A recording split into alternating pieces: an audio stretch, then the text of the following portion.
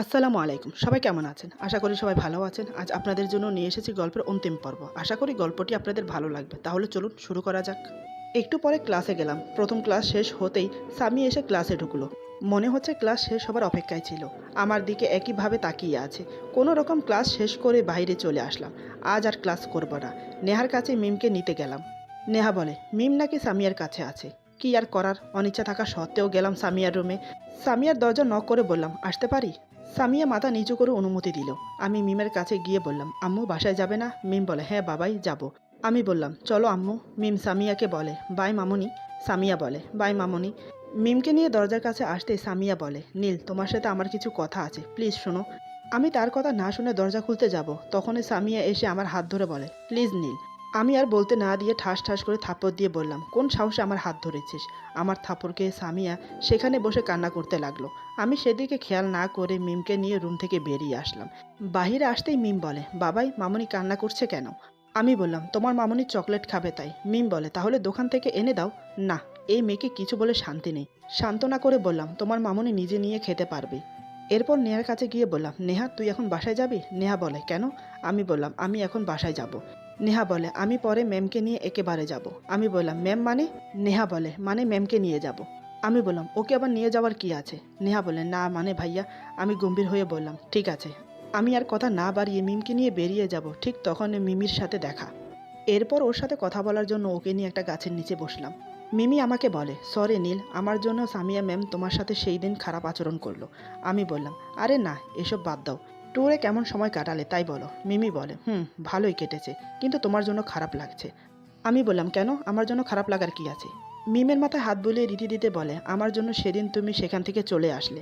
আমার জন্য ম্যামের সাথে তোমার সম্পর্কটা আবার নষ্ট হয়ে গেল। আমি মুচকে হেসে বললাম, আরে না, যেটা ভাগ্যে আছে সেটাই হবে। সেই দিন আসার কারণ হলো, পরের দিন অফিসে মিটিং ছিল। কথা বলতে বলতে হঠাৎ নজর পড়লো ক্যান্টিনের দিকে। দেখি সামিয়া, নেহা আর নেহার কিছু ফ্রেন্ড বসে আছে। ওরা সবাই খাচ্ছে, কিন্তু সামিয়া আমার দিকে বিষণ্ণ মনে তাকিয়ে আছে। মনে হচ্ছে চোখ দিয়ে যে কোনো সময় ঝর্ণা প্রবাহিত হবে। আমি সামিয়াকে কষ্ট দেওয়ার জন্য মিমির সাথে আরও বেশি করে হেসে হেসে কথা বলতে লাগলাম। মিমি বিষয়টা বুঝতে পেরে বলে, বলবে না। আমার ভাইয়া কেমন মানুষ তা হয়তো এতদিনে বুঝে গেছো। সামিয়া বলে, তার বলতে তারপর এইভাবে সন্ধ্যা পেরিয়ে গেল। আমি আমার রুমে ছিলাম। রাতে ডিনার খেতে যখন ডাইনিং টেবিলে গেলাম, তখন দেখি সামিয়া আমার পাশের চেয়ারে বসেছে। আমি রাগিত সুরে নেহাকে বললাম, নেহা, উনি কি এই বাড়ির সদস্য? উনি এখানে কেন বসেছে? ওনার এটা মাথায় রাখা উচিত, উনি এই বাড়ির ভাড়াটিয়া শুধু। এখানে বসার সাহস হলো কি করে? নেহা বলে, ভাইয়া এমন করে বলছো কেন? আমাদের সাথে খেলে কি হবে? আমি বললাম, বাসায় থাকতে দিয়েছি, তাই বলে এই নয় মাথায় তুলে বসাতে হবে। ঠিক আছে, তোরা যা মন চায় তাই কর। এই বলে না খেয়ে চলে আসি। একটু পরে বুঝতে পারলাম কে যেন রুমে ঢুকছে। আমি তাকিয়ে দেখি সামিয়া। আমাকে তাকাতে দেখে করুণ সুরে বলে, প্লিজ তুমি আমার উপর রাগ করে না খেয়ে থেকো না, শরীর খারাপ করবে। আমি নিচের দিকে তাকিয়ে বললাম, দেখুন আমি আপনাকে এখানে থাকতে দিয়েছি বলে এই নয় যে আপনি যখন নিচে তখন আমার রুমে আসবেন। আমার শরীর খারাপ হবে কি না হবে সেটা আমি বুঝবো। কাউকে আলগাপিরিত দেখাতে হবে না। এখন আমার রুম থেকে বের হয়ে গেলে খুশি হতাম। সামিয়া আর কিছু না বলে আমার রুম থেকে বের হয়ে গেল। আমি কিছুক্ষণ বসে থেকে ছাদে চলে গেলাম। ছাদে বসে মেঘের খেলা দেখছি। হঠাৎ পিছনে কারোর আসার শব্দ শুনতে পেলাম। তাকিয়ে দেখি সামিয়া আসছে। সামিয়াকে দেখে আমি নিচে নেমে আসতে চাইলে সামিয়া আমার সামনে এসে দাঁড়িয়ে বলে, নীল, আমাকে কি মাফ করা যায় না? আমি পারছি না আর। আমি মানলাম সেদিন ভুলটা আমারই ছিল, কিন্তু আমার জায়গায় তুমি থাকলে কি করতে? প্লিজ আমাকে ক্ষমা করে দাও। আমি বললাম, ম্যাম, আপনি আমার বাসায় থাকার জন্য বা আমার কাছে আসার জন্য বিভিন্ন চেষ্টা করেছেন। সেগুলোতেও সফলও হয়েছেন, কিন্তু আবার আপনি কি চাচ্ছেন? আপনিও কি আমাকে পরিবার ছেড়ে যেতে বাধ্য করছেন? বের হয়ে যেতে বললে যাচ্ছি, তবুও আপনি আমাকে সেই মিথ্যে ভালোবাসার মায়া জড়াতে পারবেন না। তাছাড়া আমি তো চরিত্রহীন। একজন চরিত্রহীনের সাথে কি আপনার যায়? সুতরাং বলি কি, আপনি এসব বাদ দিয়ে নতুন করে জীবন শুরু করেন। এই বলে নিজের রুমে আসলাম। রুমে এসে ঘুমিয়ে পড়ি। সামিয়া রুমে এসে বলতে লাগলো, নীল, তুমি আমার প্রতি যতই রাগ অভিমান করো না কেন, আমি তোমার সেই রাগ অভিমান সব আমার ভালোবাসা দিয়ে শেষ করে দেব। আমি জানি তুমি আমাকে এখনও ভালোবাসো, কিন্তু আমাকে কষ্ট দিতে চাও। দাও, সমস্যা নেই। তোমার সব কষ্ট মাথা পেতে সহ করব, তবুও তোমাকে ছাড়বো না। এখন শুধু সময়ের অপেক্ষা। এসব ভাবতে ভাবতে সেও ঘুমিয়ে পড়ে। সকালে আমার ঘুম ভাঙলো অপরিচিত কণ্ঠে। চোখ খুলে দেখি সামিয়া কফি হাতে নিয়ে দাঁড়িয়ে আছে। আমি রেগে গিয়ে বললাম, এই আপনার সমস্যা কি? হ্যাঁ, ইচ্ছে মতো আমার রুমে আসছেন, আর আপনার কি কমন সেন্স নেই? কারোর রুমে ঢুকতে গেলে অনুমতি নিতে হয়। সামিয়া বলে, না মানে তোমার কফি। আমি কফি হাতে নিয়ে এক চুমুক দিয়েই বুঝলাম এটা সামিয়া তৈরি করেছে। খুব টেস্ট হয়েছে। তারপরও আমি বললাম, এটা কে বানিয়েছে? সামিয়া খুশি হয়ে বলে, আমি বানিয়েছি। কেমন হয়েছে? কফিটা সামিয়ার গায়ে ছুঁড়ে মেরে বললাম, ছি, এসব মানুষ খায়? কি বানিয়েছেন এসব? কফিও বানাতে পারেন না? যান চোখের সামনে থেকে। সামিয়া কফির মগটা হাতে নিয়ে কান্না করতে করতে রুম থেকে বেরিয়ে গেল। আমার হাত থেকে মগ নেওয়ার সময় দেখি ওর হাত লাল হয়ে আছে। তার মানে কফিটা ওর হাতে পড়েছে। নিজের কাছে খারাপ লাগছে, কি করে করলাম এমন। আমি মনে মনে ভাবছি এমন আচরের জন্য সরি বলে নেব। ফ্রেশ হয়ে নিচে এসে নেহাকে বললাম, তোর ম্যাম চলে গেছে কি? নেহা বলে, অনেকক্ষণ হলো গেছে, হাতে নাকি গরম পানি পড়েছে, এই জন্য মেডিসিন নিয়ে একেবারে কলেজে যাবে। নেহার কথা শুনে নিজেকে খুব নিকৃষ্ট মনে হলো। কি করলাম আমি? নেহা বলে, কি ভাবছো ভাইয়া? আমি বললাম, না কিছু না, চল। নেহা বলে, চলো। কলেজে এসে বন্ধুদের সাথে আড্ডা দিচ্ছি। এমন সময় পিয়ন এসে বলে, প্রিন্সিপাল স্যার আমাকে ডাকছে। আমি রুমের কাছে এসে বললাম, may I come in sir? Sir বলে, এসো। রুমে প্রবেশ করে দেখে সামিয়া স্যারের সামনে বসে আছে। আমি বললাম, আমাকে কেন ডেকেছেন? স্যার বলে, তুমি মিস সামিয়ার অ্যাসিস্ট্যান্ট, কিন্তু তুমি তাকে কোনো সময় দিচ্ছ না কেন জানতে পারি? বুঝতে পারলাম আমার নামে কমপ্লেন করেছে সে। আমি বললাম, স্যার আপনি কি চান আমি টিচি নিয়ে এই কলেজ থেকে বের হয়ে যেতে বাধ্য হই? স্যার বলে, না, তবে এটার জন্য কলেজ থেকে টিচি নিয়ে বের হয়ে যাওয়ার কি আছে? আমি বললাম, আমার দ্বারা এসব হবে না। আমার মতো একজন চরিত্রহীন লুচ্চা কি করে একজন টিচারের অ্যাসিস্ট্যান্ট হতে পারে? তারপরও তিনি আবার, ম্যাম, আমি সেই দিনই আপনাকে বলেছি আমি কোনো টিচারের অ্যাসিস্ট্যান্ট হতে পারবো না, কিন্তু আপনি আমাকে জোর করে অ্যাসিস্ট্যান্ট হতে বাধ্য করেছেন। আমাকে ক্ষমা করবেন। আপনি যদি জোর করেন আমাকে, তাহলে আমি বাধ্য হব কলেজ ছাড়তে। এই বলে চলে এলাম। মেজাজটা বিগড়ে গেল। যার জন্য দূরে থাকতে চাচ্ছি সে আমাকে তার দিকে টানছে। ভাবে কি নিজেকে? এদিকে আমাদের দুজনকে নিয়ে পুরো কলেজ জুড়ে সমালোচনা চলছে। মান সম্মান আর থাকলো না। দিব্যি তো ছিলাম আমি। এভাবে চলতে থাকে দিন। একদিন বন্ধুদের সাথে আড্ডা দিচ্ছি। আড্ডা দিতে দিতে রিয়াদ বলে, দোস্ত, ম্যাম মনে হয় তোকে সত্যি সত্যি ভালোবেসে ফেলেছে। আমি বললাম, এটা ভালোবাসা নয়, এটা হলো আবেগ, যেটা কয়েকদিন পর শেষ হয়ে যাবে। সাকিব বলে, কিন্তু নীল, একটা বিষয় ভাব, ম্যাম অন্য কাউকে অ্যাসিস্ট্যান্ট না করে তোকেই করলো। আবার ট্যুরে যাওয়ার সময় বাসে তোর পাশে মিমিকে দেখে কি বিহেভ টানাই করলো। আর ক্লাসে তো সবসময় তোর দিকে তাকিয়েই থাকে। এখন এটাকে তুই যদি আবেগ বলিস তাহলে তো ভুল হবে। আমি বললাম, আমি এসব কথা শুনতে চাচ্ছি না। ইকবাল বলে, ঠিক আছে, কিন্তু একটা কথা তুই আমাকে সত্যি করে বলবি? আমি বললাম, হ্যাঁ বল। ইকবাল বলে, তোর সাথে ম্যামের কি সম্পর্ক? আমি বললাম, মানে কি বলতে চাচ্ছিস তুই? ইকবাল বলে, মানেটা খুব সহজ। সেই দিন কক্সবাজার বিচে ম্যাম যখন তোকে মিমের সাথে দেখেছিল, তখন তোকে বলেছে তুই আগেও চরিত্রহীন ছিলি, এখনও আছিস। আবার তোকে লুচ্চও বলেছে।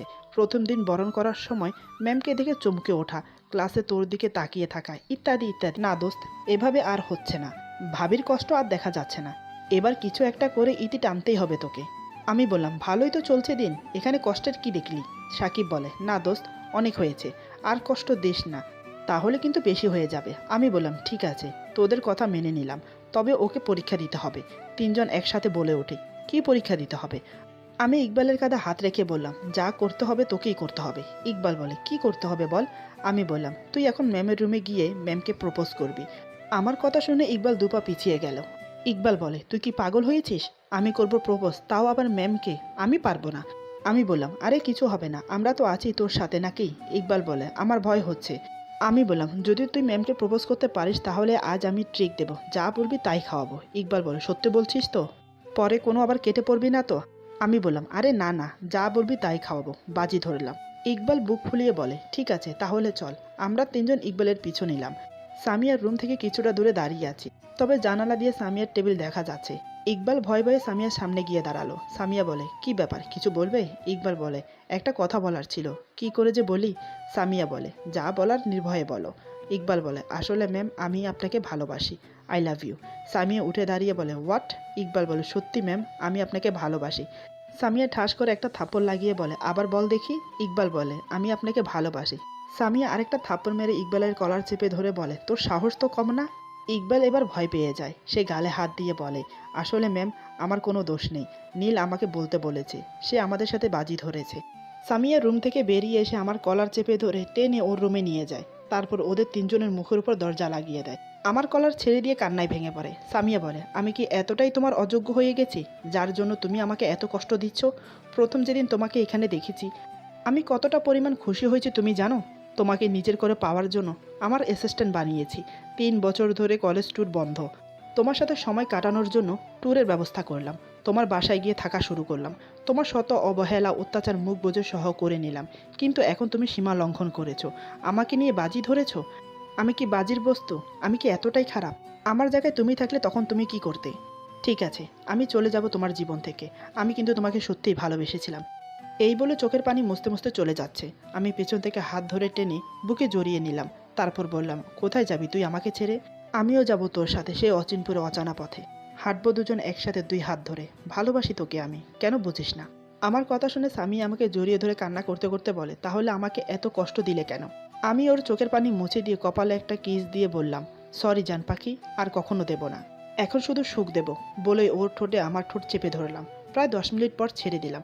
সামিয়া হাঁপাতে হাঁপাতে বলে, যা দুষ্ট, এতক্ষণ কেউ করে? আমি মুচকি হেসে বললাম, তাহলে একটু শিখিয়ে দাও। সামিয়া বলে, এখন নয়, বিয়ের পরে। আমি ওর দিকে এগোতে এগোতে বললাম, ওরে বাবা, তাই নাকি? সামিয়া বলে, এই একদম ভালো হবে না কিন্তু। আমি আবার সামিয়ার কোমর জড়িয়ে ধরে বললাম, বিয়ের আগে কেন নয়, আর একটু দেই না। এমন সময় জানালা দিয়ে আমার বন্ধুরা বলে, আরে ভাই, আরেকটু না হয় বিয়ের পরে একসাথে দিস।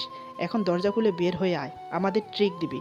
তোর জন্য থাপ্পড় খেতে হয়েছে, তাও উসুল করব, বাহিরে আয়। সামিয়া লজ্জা পেল। আমি বললাম, তোরা না ডিস্টার্ব করার আর সময় পাস না। এক এক সময় ভাবি তোরা বন্ধু নাকি শত্রু, দিলে তো সব কিছু মাটি করে। ইকবাল বলে, তোকে এখন এমনি বের হতে হবে, কারণ প্রিন্সিপাল স্যার আসছে। সামিয়া বলে, কি মামা আসছে? এই কথা শুনে আমি অবাক হয়ে গেলাম। মামা আসছে মানে? ওরা বলছে প্রিন্সিপাল স্যার আসছে। সামিয়া তাড়াতাড়ি দরজা খুলে দেয়। প্রিন্সিপাল স্যারের সাথে সবাই রুমে প্রবেশ করে। সামিয়া বলে, আসলে তোমরা হয়তো জানো না, ইনি আমার মামা হন। তারপর প্রিন্সিপাল স্যার বলে, নীল, আমি তোমার সম্পর্কে সব জানি। সামিয়ার কাছ থেকে আমি সব শুনেছি।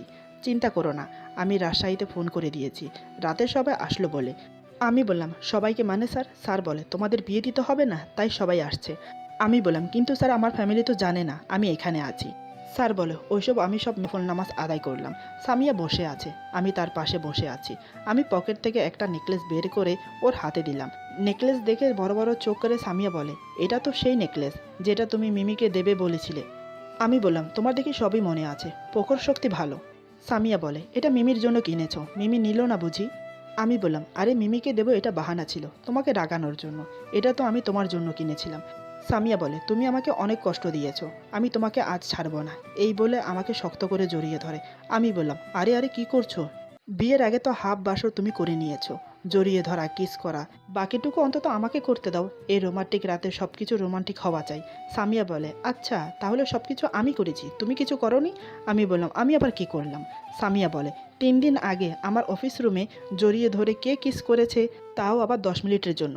নিঃশ্বাস বন্ধ হয়ে গিয়েছিল, উফ, ছেড়েছিলে বলে একটু নিঃশ্বাস নিতে পেরেছি, তা না হলে তো দম আটকে মরেই যেতাম। আমি বললাম, 3 বছর তোমাকে ছেড়ে কতটা কষ্টে ছিলাম তুমি জানো? তার বিনিময়ে এতটুকু হতেই পারে। এখন কথা বাড়িয়ে রোমান্টিক মুহূর্তগুলো নষ্ট করো না, আমাকে আমার কাজ করতে দাও। সামিয়া বলে, কি করবে তুমি? আমি বললাম, কি করব আর, বাসর রাতে হাজব্যান্ড ওয়াইফ যা করে। এই বলে সামিয়াকে আমি বুকে টেনে নেই। সামিয়া আমাকে শক্ত করে জড়িয়ে ধরে বলে, কখনো কষ্ট দেবে না তো? আমি বললাম, আহা, এসব কথা এখন জিজ্ঞেস করতে নেই, এখন শুধু ভালোবাসার কথা। এই বলে আমি ওকে বুকের সাথে শক্ত করে জড়িয়ে ধরে ওর ঠোঁটে ঠোঁট মিশিয়ে দিলাম। সামিয়া পরম তৃপ্তিতে চোখ বন্ধ করে উপভোগ করছে। আমি সামিয়াকে আদর করতে করতে পাগল করে দিচ্ছি। এক সময় দুজনে প্রবল উত্তেজনার সীমানায় পৌঁছে গেলাম। আমি সামিয়ার কানে কানে বললাম, আমি সঙ্গম করতে চাচ্ছি, তুমি প্রস্তুত তো? সামিয়া বলে, ধুর দুষ্ট, এসব কেউ জিজ্ঞেস করে? আমি বললাম, জিজ্ঞেস করাটা খুবই জরুরি। প্রথমবার যদি ব্যথা পাও তাহলে তো আমাকে মারবে। সামিয়া বলে, এখন কিন্তু বেশি হয়ে যাচ্ছে। আমি বললাম, ঠিক আছে ঠিক আছে, সম্মতি যখন পেয়েছি তাহলে আর দেরি কিসের। এই বলে দুজনে সঙ্গমে লিপ্ত হই। পরম সুখের তাড়নায় দুজন এনজয় করতে থাকি।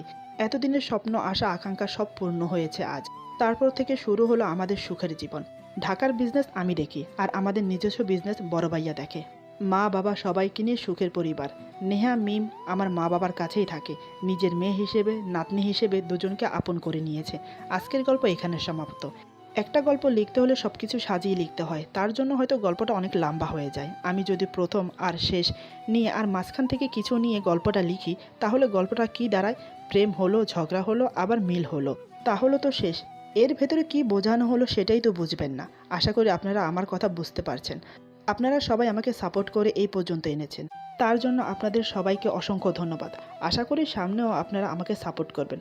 সবাই ভালো থাকবেন, সুস্থ থাকবেন। আল্লাহ হাফেজ।